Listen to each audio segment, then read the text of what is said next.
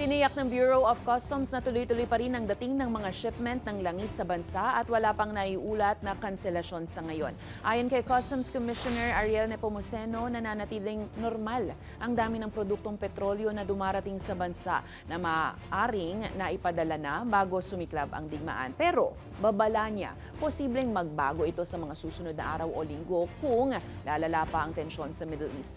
Bumuo na rin ang DOC ng Internal Task Force para regular na mabantayan ang pagpasok ng petrolyo sa bansa habang may mga naiulat ng kanselasyon o pagpapaliban sa ilang regular importation ng ibang produkto.